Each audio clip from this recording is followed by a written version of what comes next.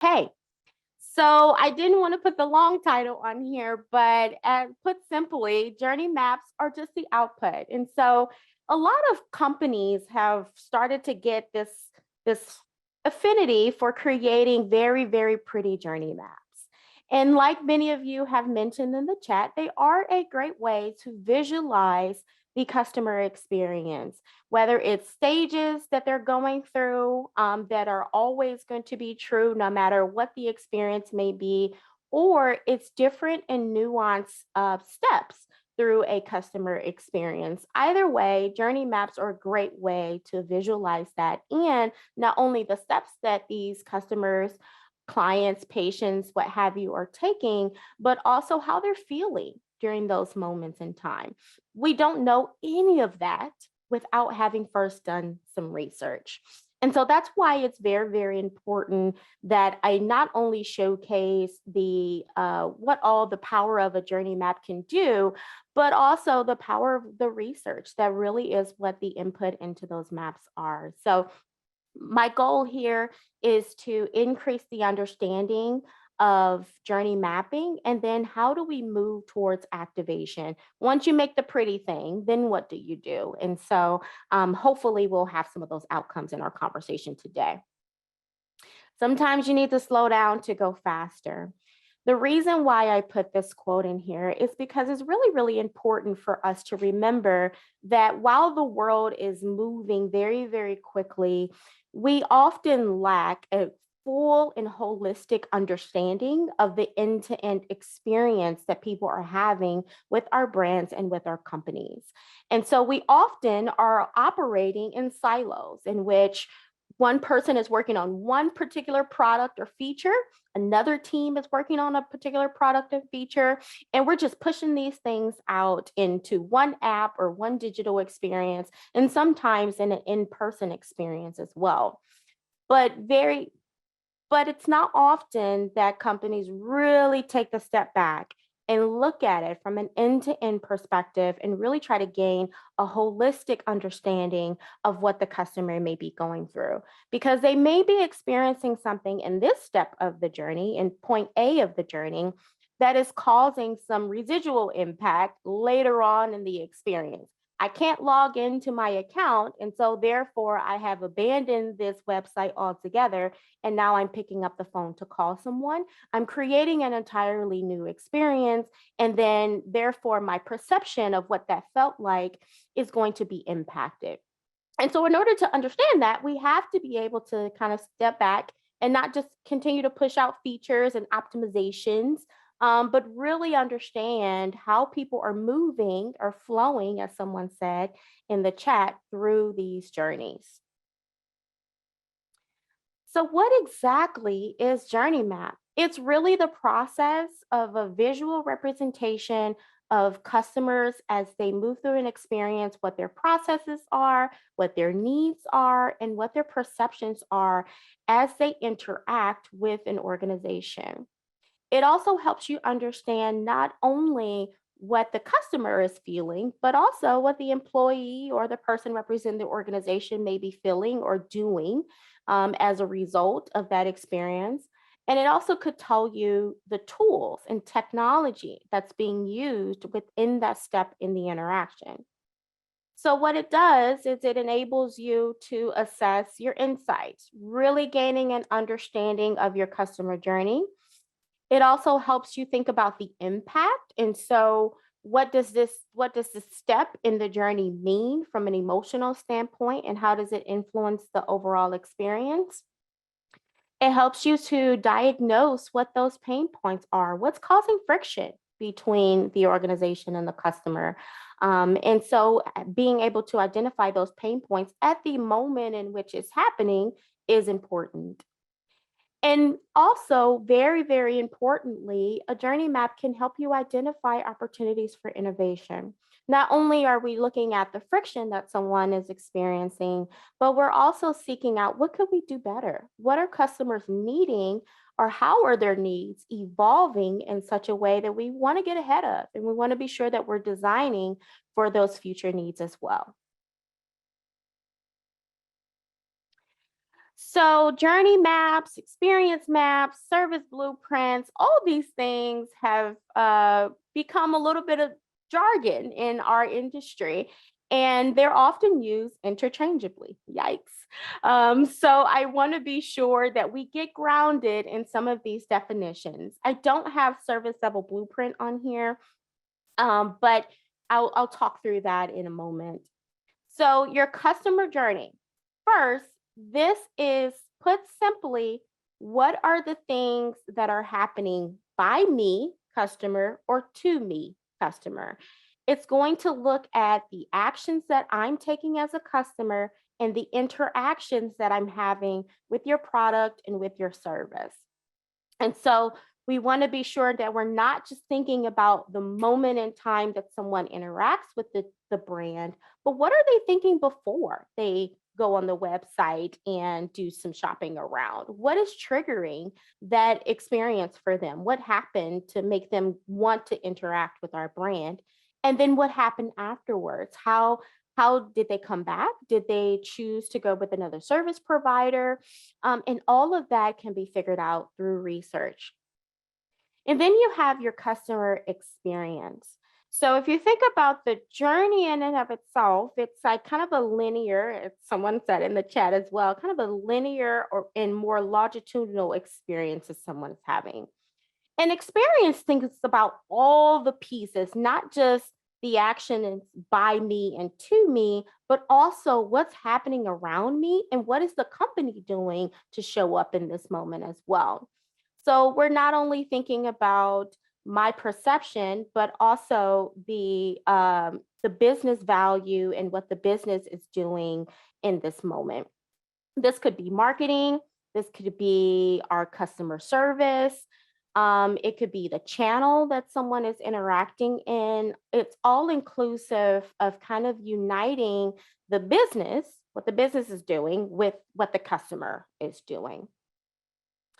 And then finally, I want to be sure we get grounded in the differences between a journey map and experience map. And so if you think about a journey map being a tool that helps you to visualize what those user paths are within the product, and it also helps you tell that story of those thoughts, emotions, and goals of the customer. The experience mapping is helping you to depict this user paths from a product stage and evaluating and then ultimately becoming a customer. And so a journey is, these are the things that I'm engaging with. And experiences, I've become a customer, and these are the products and services that I'm using in order to engage with this organization. So you're thinking of support, you're thinking of the call center, you're thinking of, if I am renting a car, the employee that's at the rental car branch. All those pieces sort of map out what the experience is. Now, spoiler alert, two things can be true, and that a journey map can also include the experience as well. So that's why there's so much confusion around some of these terms, because you can have a big old journey map that also includes pieces of the experience and a service level blueprint, all inclusive in one. But there's different components and they do different things. And sometimes someone just says, give me a service level blueprint. And that really is what's happening in the front of the house. What are the things that the customer can see happening to them? And then what's happening in the back of the house? What are the tools and tech that the employee is using to enable that experience or to bring that experience to life that the customer may not have any idea that it's happening, right? If you go to a restaurant and you get seated at the table, the waitress takes your order and then takes it to the back. What you don't realize as a customer is that they're probably inputting your order into a POS system. That POS system is printing out a ticket in the back in the kitchen, that there's someone there calling out the order. That's happening. That's what you would include in a service level blueprint. But the customer doesn't know any of that is happening. They just assume that it is. All they know is that I order food and I hope it gets here soon. So I'll pause there and see if you all have any immediate questions or reactions over the last couple of slides.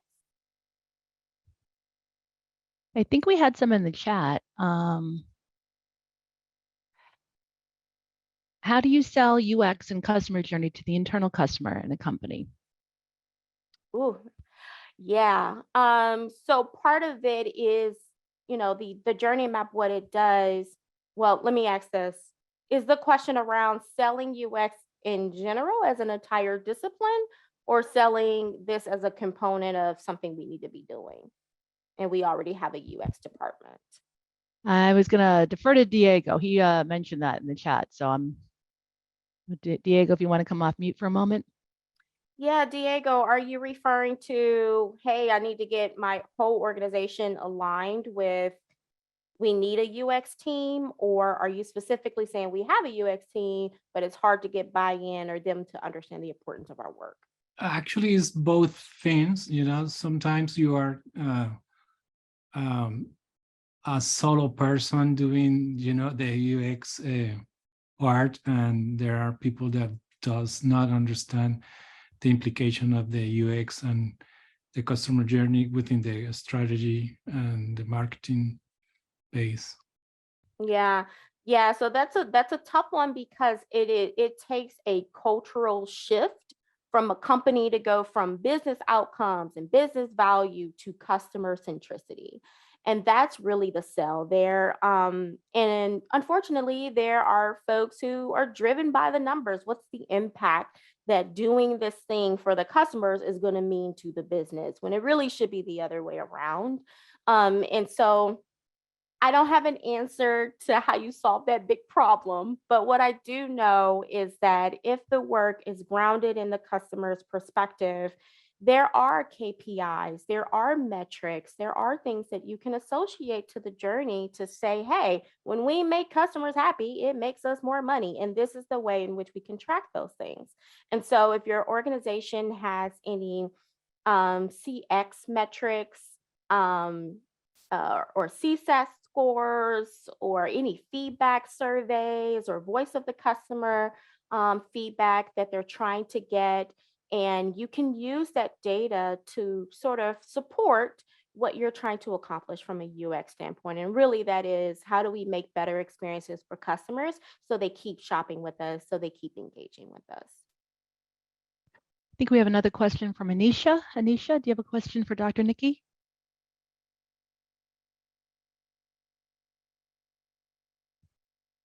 If you want to come off mute.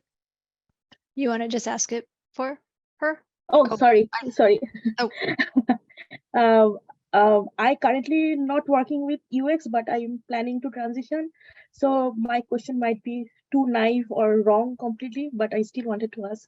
So when there is a product, but you don't want to get into a full-fledged big study, but you want to do a lean study to see that if you want to go ahead or not. So what is the important then, journey map or experience map for the first part? Yeah, probably an experience map. So your journey map is going to look at the interactions over time, right? And so you want to be sure that your research is indicative of all the different steps that someone would take within that process.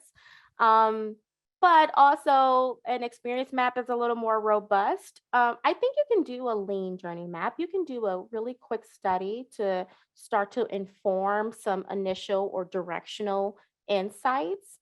We've been able to do some research and produce journey maps in as little as 2 to 3 weeks. And that's just a matter of using some of these digital platforms to do research on, like user testing, user Zoom, where they already have a panel in place and it's pretty easy to set up a study. So I think you can do, we often do lean research. It's not like we're doing, contextual inquiry over 6 months. We're trying to do it real quick. So I think that it's possible. Thank you.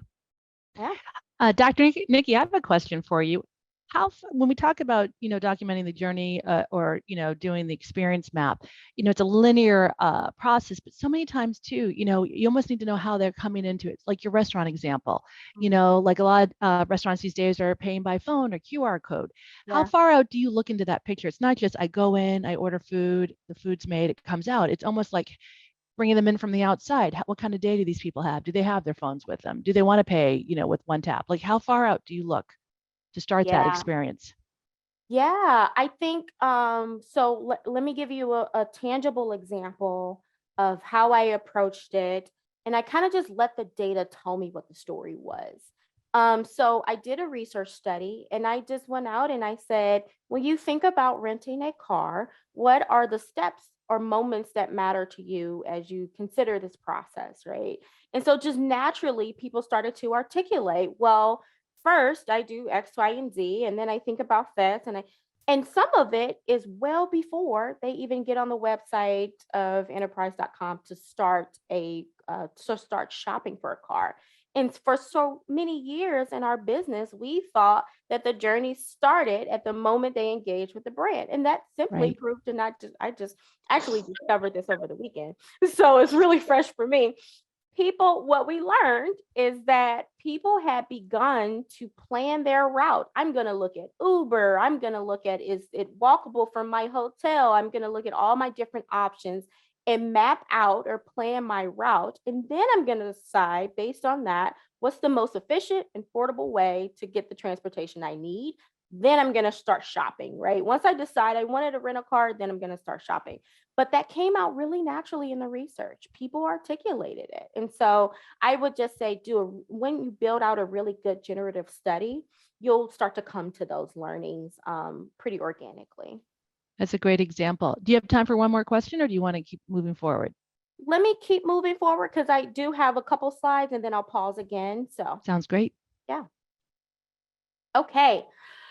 So this one is talking about, this slide is about monitoring the touch points is not just enough. And so this is really about what I talked about at the beginning, having a holistic view from end to end and really becoming a unified front on this is what we have agreed upon as being the foundation of what we understand the customer experience to be. And that's really important because when you get your stakeholders unified on kind of a source of truth, it becomes much easier to tell the story and it becomes much easier to think about what are the opportunities for solutioning and product development later on. One of the things I definitely want to be sure that I call out is the difference between journey analytics and journey mapping. I don't know if many people are familiar with journey analytics, but really those are sort of the numbers or the analytics within the experience that are telling the story of this person is clicking on this and this person is staying on this website for 5 minutes and really want them to be on this page for 3 minutes.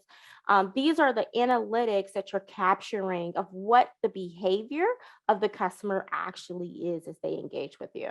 And so that's just a rough kind of off the top of my head, sort of explanation of what analytics is. But really what I wanted to point out here is that while customer journey mapping is growing in popularity, there's still a misunderstanding of the job of the map. And people try to have it do multiple things at once, and it can't be all things to everyone. What I mean by that is that you can have a highly effective macro level journey map, meaning I understand the high level steps from the moment I start a relationship with a business to the moment I end the relationship with the business. At a high level, these are the steps that I take within that. Or you can have a more micro level of the journey. I'm not looking at sort of the end to end from the moment I'm triggered to go and my tummy starts growling and I decide I want some food. But really, the moment is I opened up my Uber Eats app, and that's the micro moment. But it can't do both. Okay. It can't tell the big story and it can't tell the little story all within the same map. You have to decide what is it that you're trying to communicate with your map? And who is it that you're trying to communicate this to? Are you talking to product teams? Are you talking to a marketing team that's thinking about content? Are you talking to leadership that really just wants to understand what are the friction points? You really want to be sure that you, as the researcher, are grounded in what you're trying to accomplish with this map. Also, be mindful that maps are static. They are a point in time. So if you created a journey map for your organization 3 years ago, I got to tell you that information is old and outdated and probably useless at this point because we had a pandemic. and people's expectations have changed, the way they think about things, the way they approach things, what's important to them. All of that has shifted by this global pandemic that each of us experienced on some level. And that's important because we're not going to always have a pandemic, but know that people change all the time, regardless of what's happening around us. They may get married, and what's important to their family structure may be different. And so they think about how they approach different products and services differently. And so it's important that we think about the cadence in which you create your journey maps, and also what you're trying to represent. It's just a moment in time. Now, what you can do is there are a lot of platforms out there these days that you can create dynamic journey maps on. That you, as your information is flowing through Qualtrics, it could just flow right into your journey map. It's gotten that sophisticated these days. And so it's really important that you look and see what tools are available to you so that when you're doing this research and you're creating these maps, they are representative of how customer needs and expectations are evolving over time and not just the moment in time in which you created the map.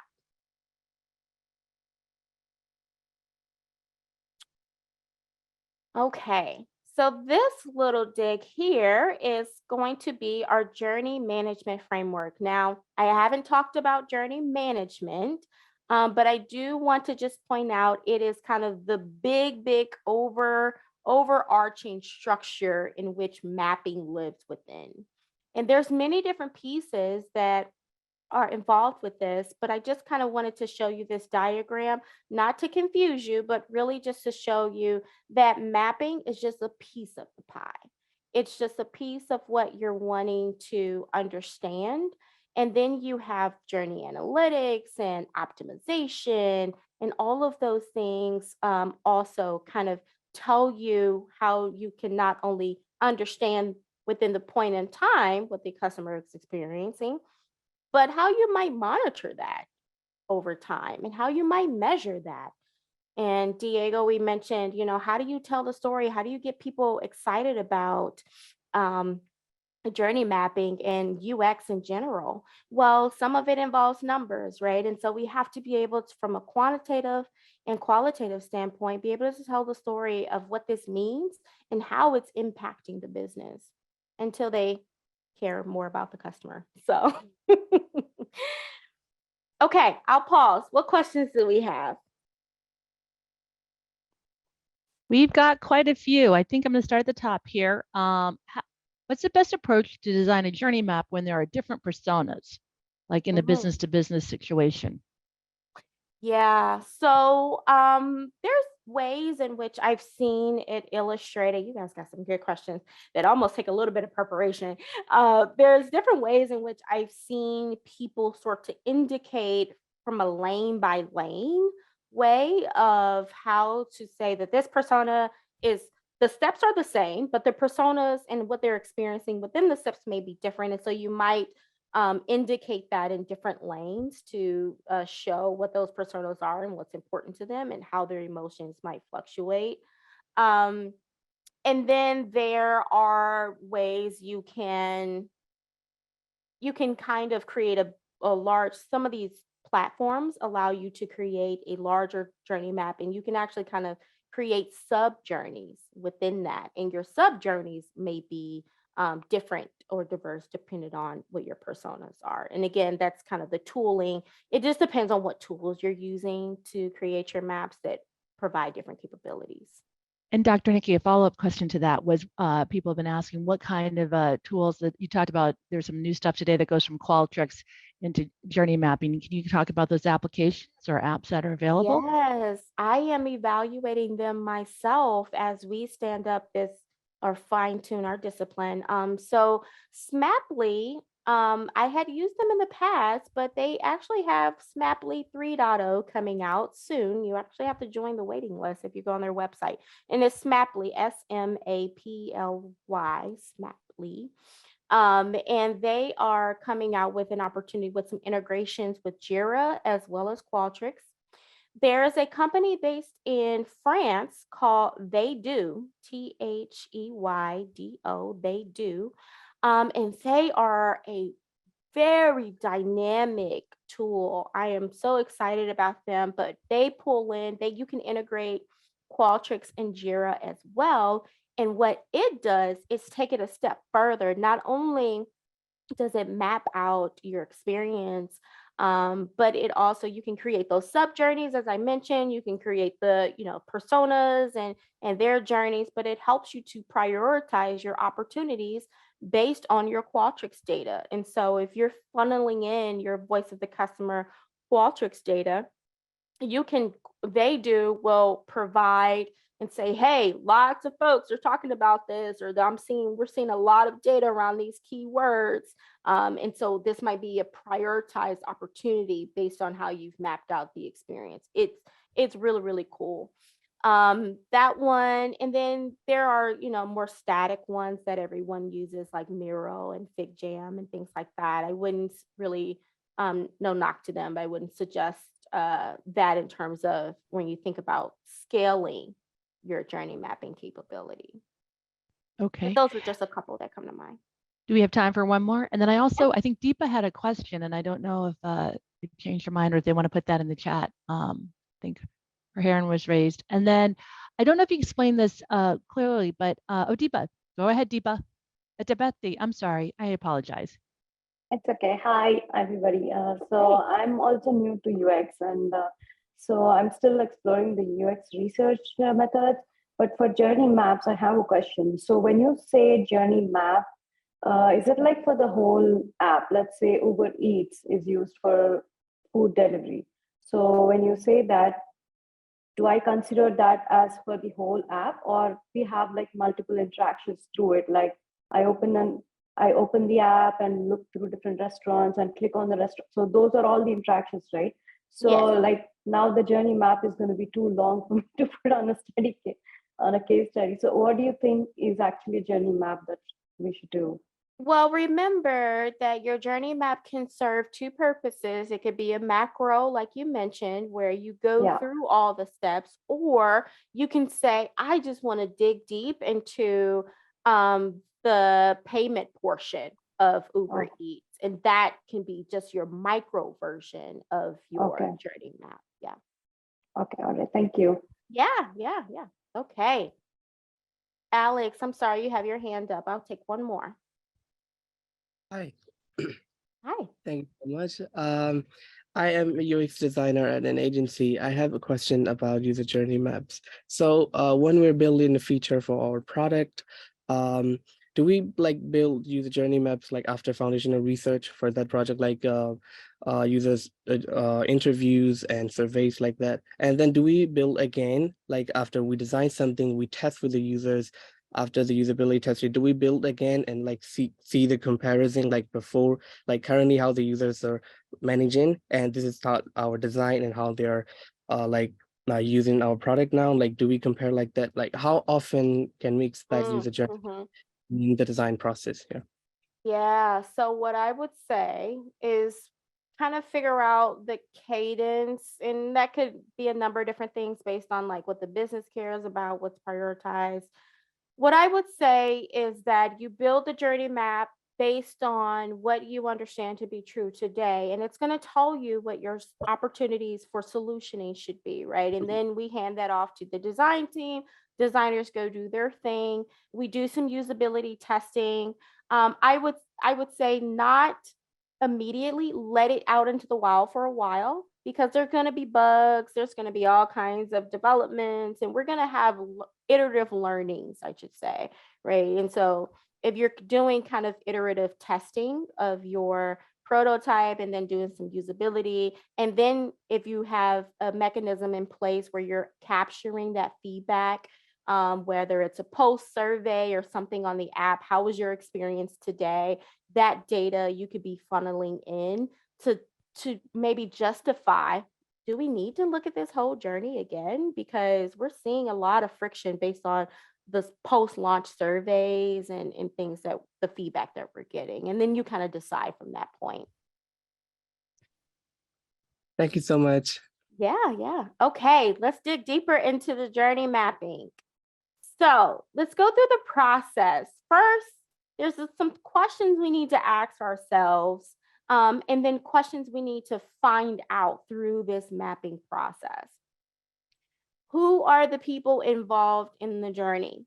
You may have some hypothesis on who these people are, but there may be whole groups of folks that we probably have not considered yet. So, if I'm a married woman making a decision, one of my stakeholders could be my family. And I need to be sure that I'm consulting with my family and their needs I'm taking into consideration. So the business has to care not only just about me who's spending the money, but the people I'm consulting as well, right? Who's all involved? And you also want to do that from a business perspective as well. If you are going into a restaurant, who's involved in delivering that experience? You want to be sure that you capture insights from them as well. Um, and this doesn't necessarily equate to doing the research with these people, but understanding their involvement in the experience is going to be important for your mapping.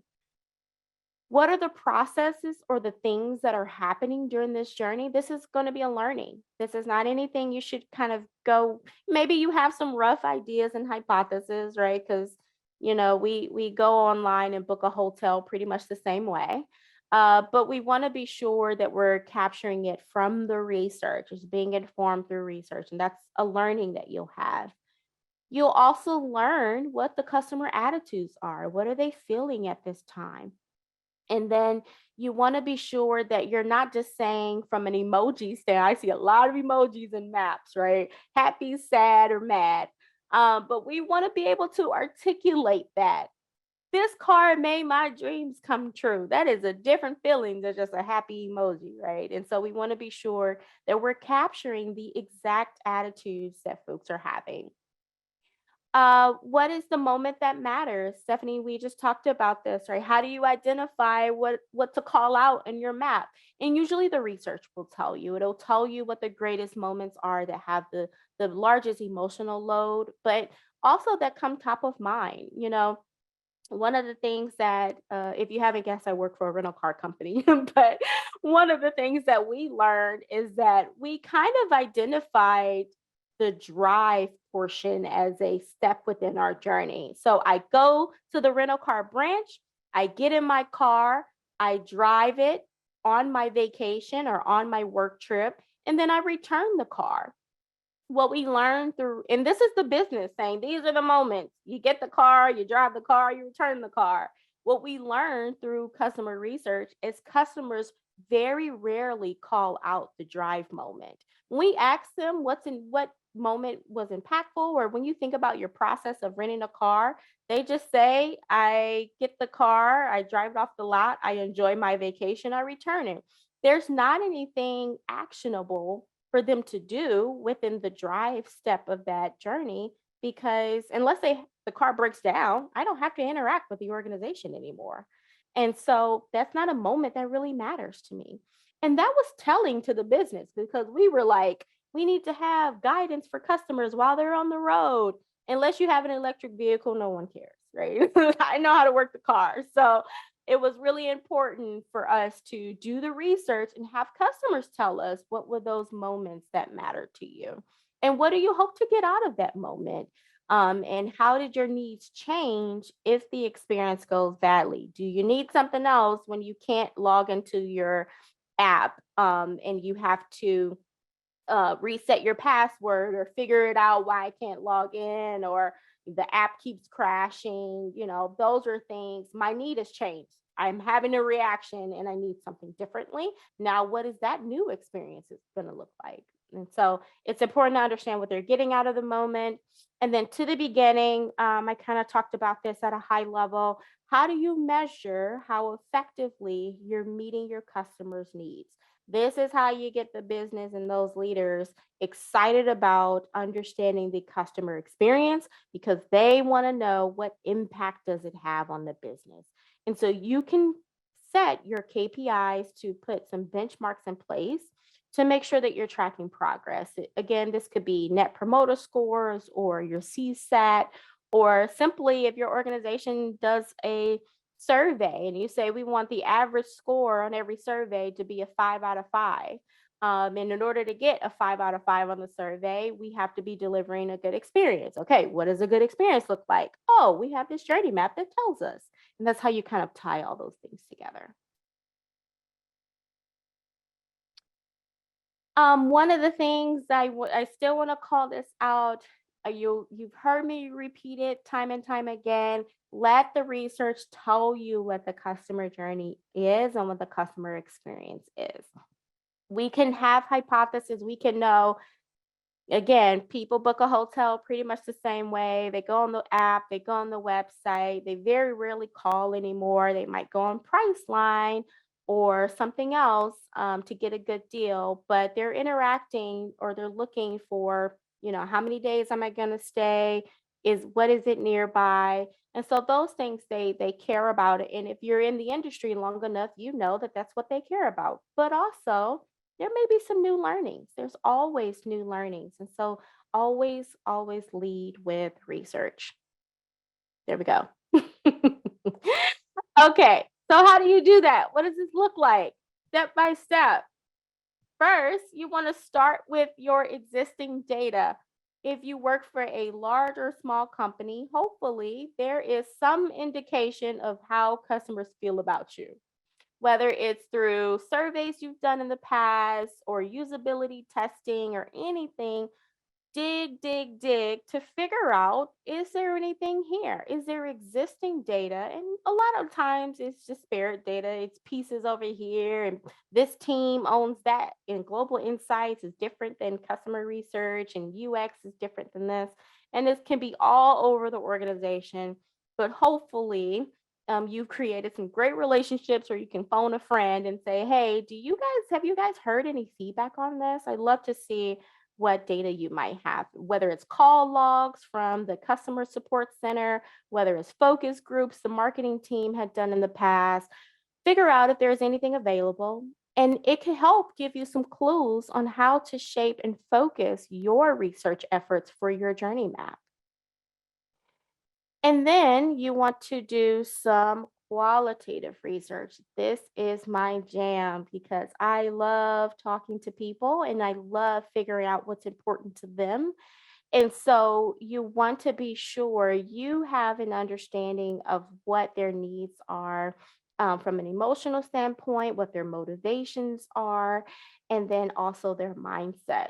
And so you'll do this through interviewing.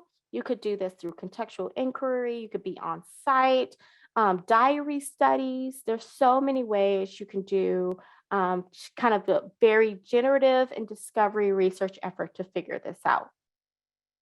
And then we have the benefit, luckily I am in a large organization and some organizations don't have this, where you have some quantitative data that you can use to validate what you're hearing from your qualitative. And the reason why that's important is because a lot of times you'll do an interview, and how many people can you interview for an end-to-end experience? Probably 10, 12 maybe. And that's a lot, right, for a qualitative study. And then, but if you go into that board meeting with those high C-suite stakeholders and say you talk to 12 people, they're going to look at you like you're crazy. And so you want to be sure that you can back that up with some sort of larger survey or quantitative initiative where you can marry and say, here's what we're hearing from a qualitative standpoint. These 12 people went deep. They really told us what was wrong and what was right. And then we validated those learnings with a larger quantitative survey with a huge group, a sample size of folks, and they told us basically the same thing. And so that's what you can do to tell that story. And again, that could come from your web analytics. It doesn't just have to come from a survey. It could come from page views or exit rates or anything that you can do to add credibility to your qualitative research. Because unfortunately, while it is a great methodology and it's incredibly valid and credible by itself, when you go into talking to business folks who don't really understand the rigor of research, it's hard to sell it. if you don't have the numbers. And that's kind of why I put a little emphasis on that. All right, any questions? This chat is blowing up. Dr. Nikki, we have a lot of questions. Yeah, I see. We'll ask 2 or 3 here and then we'll let you keep going. Hang on. So, oh, I had a good one here just a moment ago. When you want a lean study, what approach would you take for a scope project? Great question. You don't mind having a lot of time and resources. Yeah.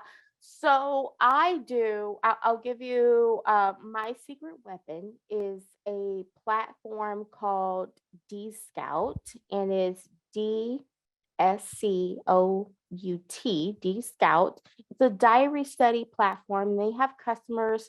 We've been able to get some international customers as well. They have what they call an express mission, and we can quickly do a qualitative study with 100 people in a matter of 24 hours.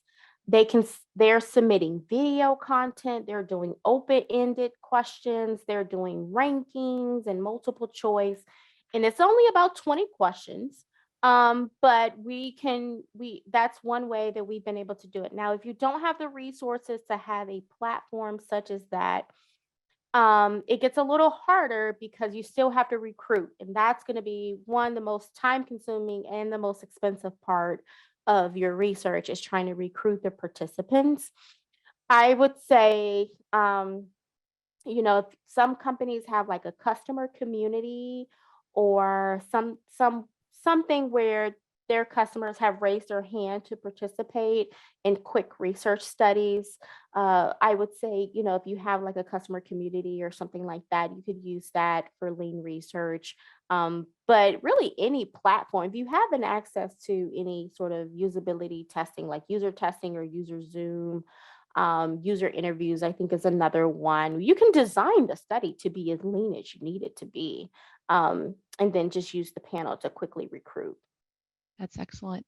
Another question here is, what are the benefits of creating journey maps versus doing a task analysis to expose the pain points?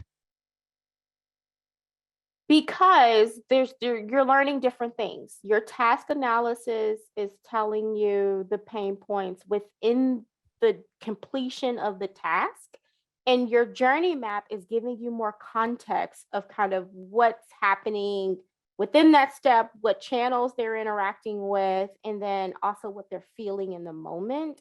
And so it gives you a little bit more context to kind of round out, not only are we analyzing kind of the friction within this sort of specific step, but also contextually what that means from the step before it and the step after it. Good answer. Do you have time for one more? Yeah. How do you decide when to use a service blueprint over a customer journey map? Yeah. Your service blueprint is typically used with product teams. They may not care a whole lot about how someone is feeling in the moment, but they do care about what tools and tech that person is using to do that task. And that's brought out more within a service level blueprint because, like I mentioned, you have your front of the house, what the customer understands is happening to them or sees is happening. And then it may be a kiosk, it may be a QR code, and then you have your back of the house, what's enabling that experience, what are some of the employee tools that they're using to make sure that they are bringing that experience to life. And so that's usually helpful for a product team versus your journey map is going to tell a more a different type of story. More of a full, experience type of story. Yeah. Perfect. All right, I'll turn it back over to you. Awesome. Great questions. I know there's so my chat stopped counting, so I have no idea, but I see it's blowing up. I'm really excited you guys are. Lots of questions. So hopefully we'll have time, but lots of questions. Okay. All right. So I do want to be sure that I talk about the components of a journey map. I've gone this long. I'm surprised you guys let me go this long without actually showing you what a map looks like. But I am excited to kind of talk about these components of a map. So I will start here at this arrow at the top. you want to be sure that you are thinking about your customer's path from the first moment of contact to the last. And so you want to be ensure that you're thinking about the awareness and consideration and decisions that need to be included as phases within your journey, or sometimes they're called stages. And these could be different depending on what you're talking about. Again, you could have a really big journey map where you're looking at it from a very large macro level, and that's where you would include awareness and then loyalty and advocacy because you're telling the whole story. Or you could have a very micro journey map that's going to just be focused on key tasks or key steps. And then your stages here are going to look different at the top. But essentially, you're trying to create some level of grouping or steps that a customer is taking within this journey. And then you have your customer. So these are going to be your, I don't know what just happened. How to,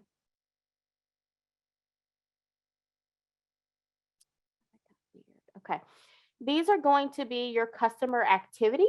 What is the customer doing? This is your first role. And so I hear from friends and I start shopping online, and then I look for alternatives and I add my groceries to the cart. There's probably a lot of steps that happen within that. But this is a large macro journey. So you kind of anticipate the steps being pretty general. And this is what the customer is doing. And here's what they are wanting to accomplish. Sometimes our customer goals are called jobs to be done. So that's another term that's used pretty frequently in UX. What is the job that the customer is hoping to accomplish? Or it could be called their goals. Your touch points are going to be the channels or ways in which they choose to interact with you. This could be done visually with icons, as you mentioned, as you see here, or you can just spell it out: word of mouth, social media, those sorts of things. These are the channels in which someone is interacting with you, or possibly could interact with you at this moment in time. And then you have your experience, which is really what are the steps and what are the emotions that customers are experiencing as they grow through these different journey phases. Now you can also include, so that's kind of like level one journey map. The phases, what are people doing? How do they feel? What are they trying to accomplish? How do they feel when they're trying to do it? It's kind of level one, right? And that's simply what a customer journey map at the basic level should be communicating. If you want to take it up a notch, you can also include what the business is looking to accomplish in this phase as well. What are some of those key indicators that we're doing this well? KPIs, we have our number of people reached, or website visitors, or online sales, or conversion. Those are things we can hope to gain or hope to measure in this phase of the journey.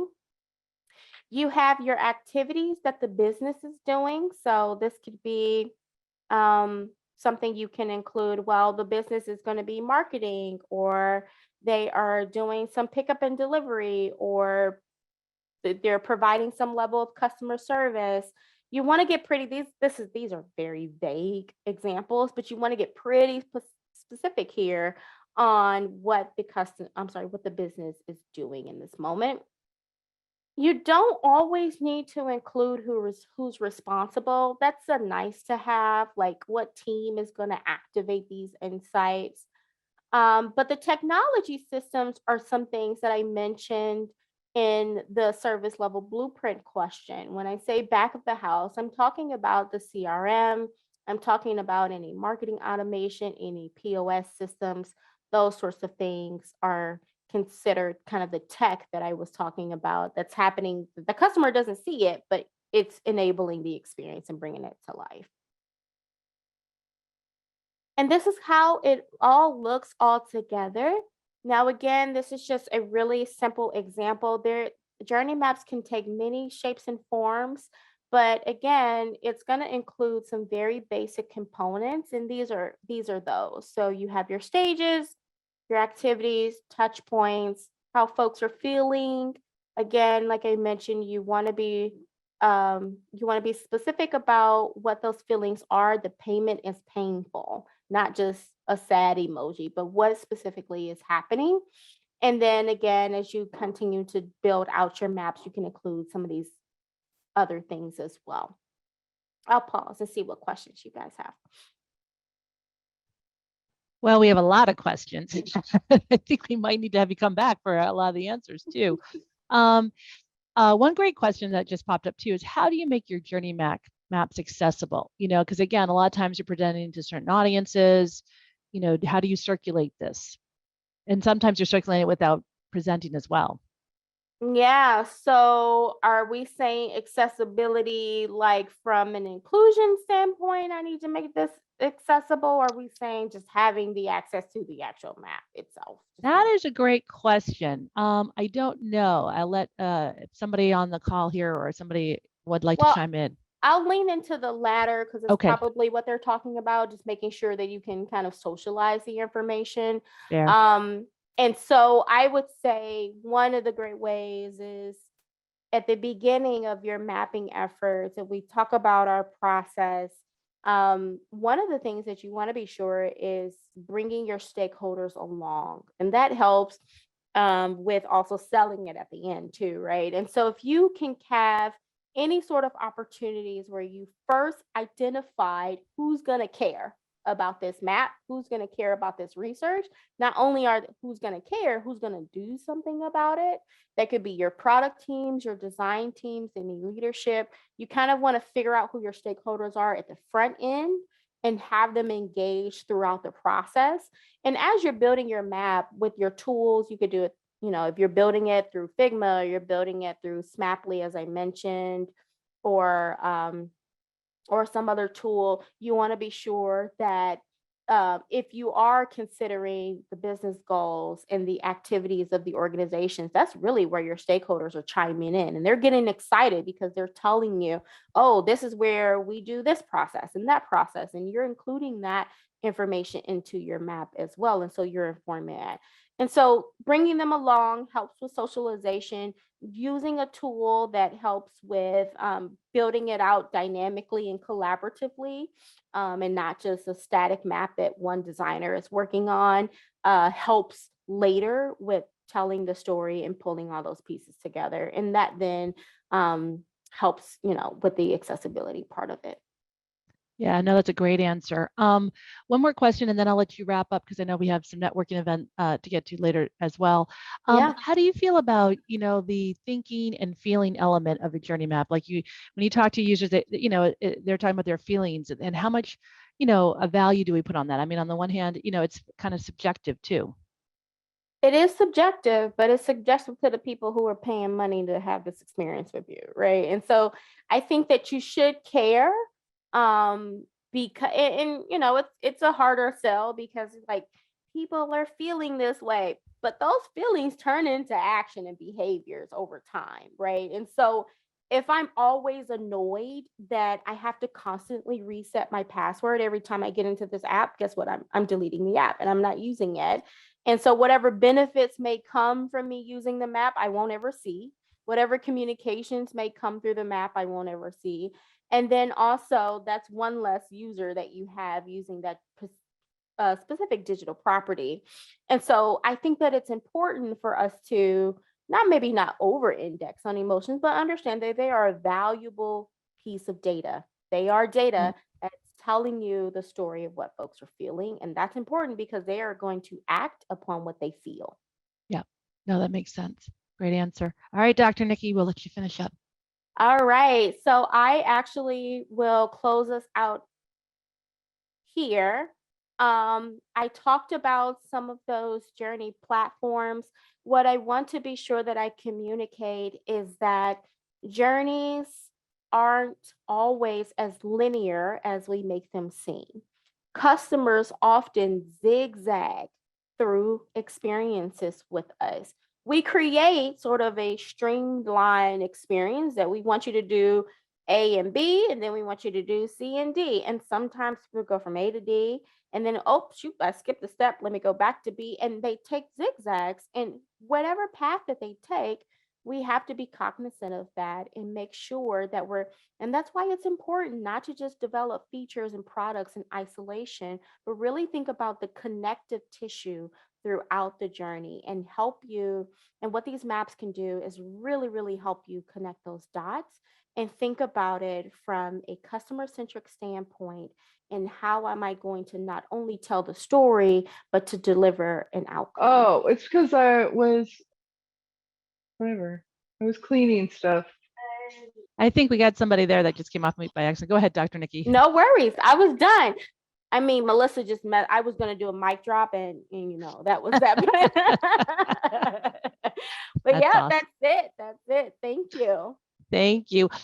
We do have, let's see, I'm going to take just another couple minutes here. I know we've got our networking event, but we do have so many questions, Dr. Nikki. So let me just go back to the main file here. This is a great one too. What's the best way to implement quotes from the users to make the journey feel more real? So you had a great example that, the journey map. There's a lot of stuff on there. Is there a place to put quotes, or are those the most powerful thing? What would you recommend? I would say I think that you can put the quote in there if it underscores the larger theme, if it really brings that theme home. Now, if you're just putting quotes in there just because I want to make sure that they know we talk to real people, then I don't know that you necessarily need to do that. But there's a way in which on the emotions, you can easily, I kind of put it here. This might not be a full quote, but you can put little nuggets here that really, really bring it home on what that person is feeling, and the quote that kind of tells that overarching theme. Okay. Yeah. Is there a specific area, going back to the journey map, where you might want to add the quantitative data? Like you've got that map there. I know there's a lot going on. Do we want to put, hey, we talked to X number of people, or, whatever data might be relevant? Nope. I would say in the beginning of your presentation or beginning of your talk, you're usually going to communicate the methodology that informed your study or informed your map. And in that, I don't know that it doesn't, short answer, no, it does not need to be on the map. But I will say that in your communication and delivery of the map, you do want to be ensure that you're communicating the rigor that went behind putting it together. But it doesn't need to literally be on it now. Okay, great answer. All right, one more here. How many users do you need to create a journey map? Great question. Yeah, so I would say, if we are using Nielsen Norman, at least 8, I think you'll get most of the stuff that people will tell you. Again, it just depends on your stakeholders you're talking to, if that's going to be sufficient or not. But you can literally, just talk to a handful of folk. Handful of folk. That's a good. It's been a long day. I think you're doing pretty well. If you were under the weather, so I think you were doing excellent. I am so sorry. You're fine. I'm going on the other end, Stephanie. No, that's all right. That's all right, Dr. Nikki. Well, I want to thank Dr. Nikki. I know those of you, if you can, give us a thumbs up and applause, or maybe come off and just give a big round of applause for Dr. Nikki. This has been excellent. And we have more questions, as I said, than we can even ask on our session tonight. So the recording will be available, and we're working through to see how to get those answers as well, because there's a lot of great stuff there, Dr. Nikki. So we'll give that to you as well. For my goals. So what's the goal, and what's the main based on the goal of the research project, group it, whether which of these fall under which goals, or which answers which of these objectives, or which of these are which sentiments. So sentiments, it does decent. If you group it with general, it's almost like you're giving the theme categories, like almost like categories for all, like how you'd have like a closed card sort. Literally, you have given them the categories almost, but instead of giving it full titles, if you just keep it to the goal of the research and then go to the questions and then go to the data, I've seen it give decent analysis. But then that's not enough. You need to take it back Yeah. to really go deeper into it. I won't say, but it does it waters down a lot of things in the sense.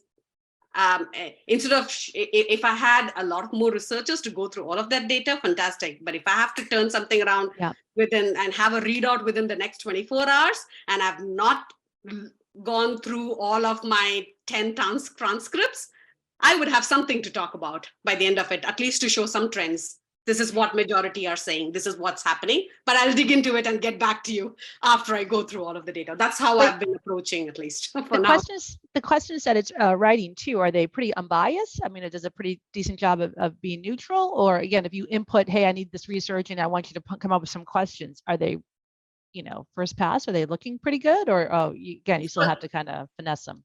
So yeah, you do have to finesse them, but the main thing is I've noticed that if you have a very clear goal and objective of your research, what are you doing? What is your objective? And feed that in first and set the stage up of the role of the GPT to think like a researcher. Think you are so experienced, you do this, you think this way, and this is my project. This is the way my goal of my project is. These are the objectives I've hope to achieve by doing this project. I want to interview people to understand X, Y, and Z. Yeah. And now give me some interview questions and ask it to iterate multiple times. And it'll give you many more. And then you would kind of say, now group them in similar questions. So it will group again itself. Like all these are similar questions. And out of all those similar questions, you can now either reword, change, get rid of that, and realize that those are the topics we definitely need to cover and write your own question. So it gives a good starting point. But to be able to do that, one, the prompt in the beginning has to be good. And you should be very clear about what is the goal of the research and have very clear goals, clear project outline, the goal outline, and the sub-objectives of the project outlined as well. So this is how I'm not saying that you can just take it blindly and get no, you have to do that.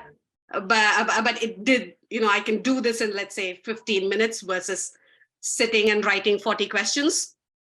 Think of it that way. So that's pretty cool. That's the difference. Yeah. Anybody else want to chime in on this topic? Go ahead. Go ahead, Mike. I mean, I've used, that's very interesting. It sounds like it have to be really thoughtful in how you structure your questions for GPT, but I've used it more general ways to write out outlines for my case studies, just to give me a basic of an outline to go, this is what I need to work on. Even if I was struggling with catchy titles for my case study, then I would ask it, based on my hypothesis and based on my information, what kind of titles can you give me, and then it would spit back out some titles for me. And then I kind of use it for like an advanced, I'm open to work right now. So I'm looking at companies, I'm interviewing with companies, and instead of going to the Googles and start searching in multiple pages, then I'll just go to the GPT and start searching that way and looking for the company. And are you searching for like UX based companies or companies that have a lot of, or what criteria are you putting in? Like today, I had an interview today with a company out of Chicago, and I was trying to figure out who their competitors were. So I would ask them, who are the competitors of this company? And it would spit back out these competitors, and then I could go look online and do additional research on who their competitors are. Or I would ask, based on the job description, I would ask it, based on the job description, give me some questions I could ask in the interview. And so then it would base the criteria of the job description, some of the questions I could ask. That's very clever. That's very neat.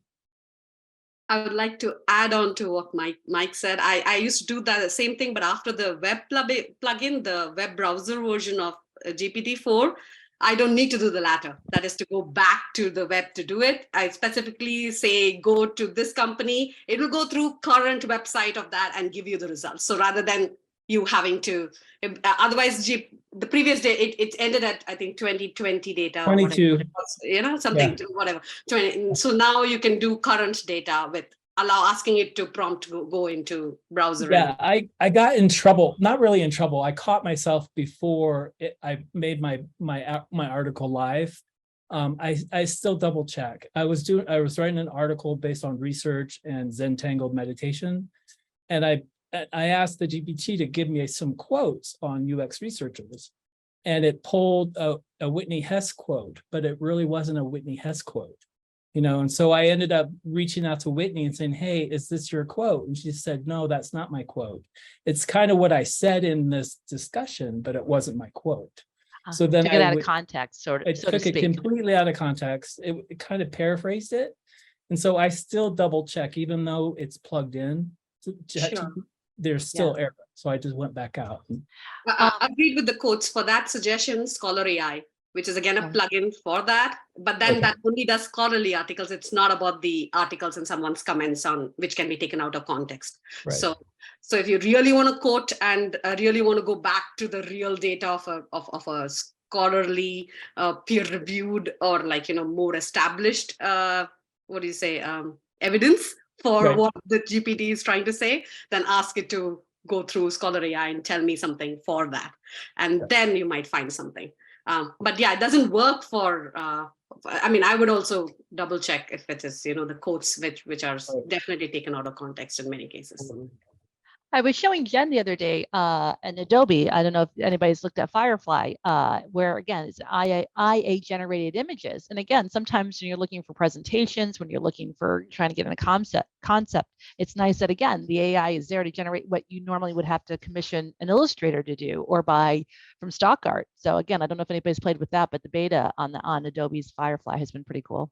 And I know with Adobe, I think all their images are already vetted as people can use them for open source, or somehow they're not just taken from anywhere.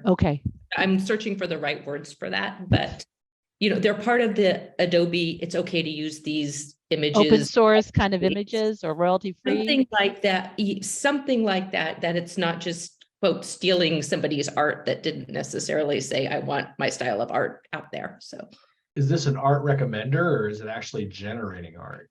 It's generating the art. Generating art, Yeah, I use it for my landscape photography because sometimes I get telephone wires and wires in my photograph. And I remember old school where you had to go in and clone all that out. But using Firefly to say, I select it and I say fill with the area around it. And it's like, boom, it's gone. I'm like, oh, thank you. A couple things I tried in Firefly. I tried to get like a canceled check, like when the check image from your bank, like when you deposit a check.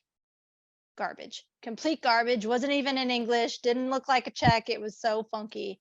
I also was curious about copyright images in a sense, like the Beatles. I put in the Beatles to see if they would pull in images of the Beatles because that's a pretty protected property.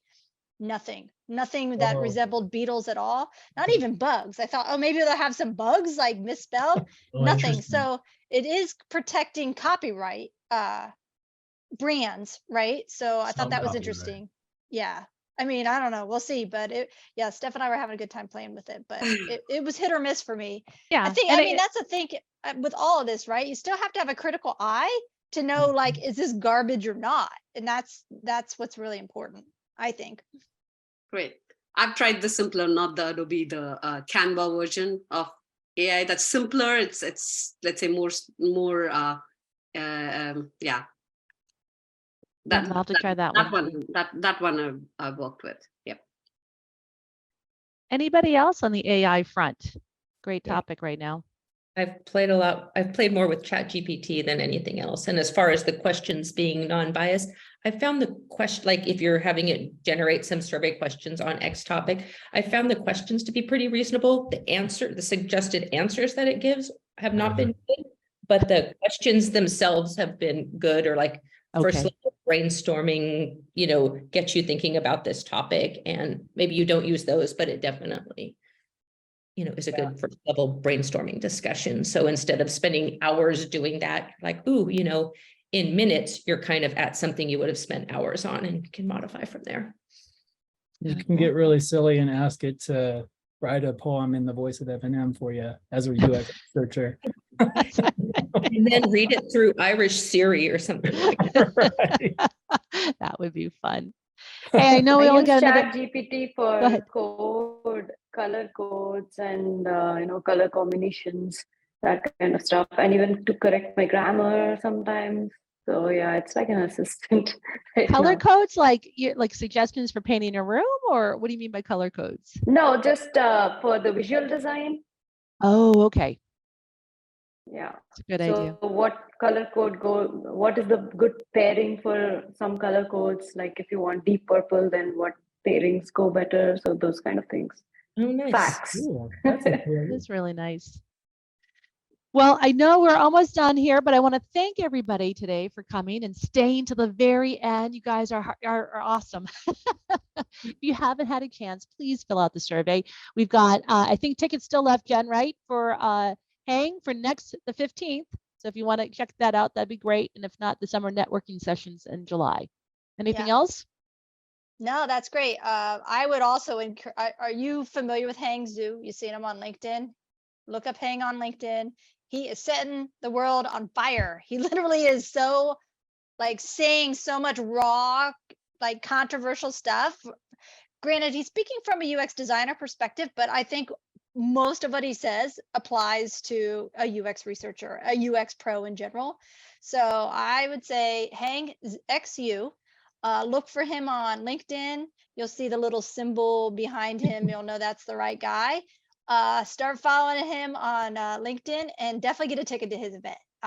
It's a fundraising event for us so that we can keep most of our events free. So we do pop in a paid event once in a while. It's only $5. It's totally worth it. So yeah, please get a ticket to that because it's going to be a trip. I've been talking to Hang a lot about the content and I can't wait. He's hilarious. Sounds awesome. Thanks, everyone, and have a great rest of your day, whether it's just starting or just ending. Thank you for joining us.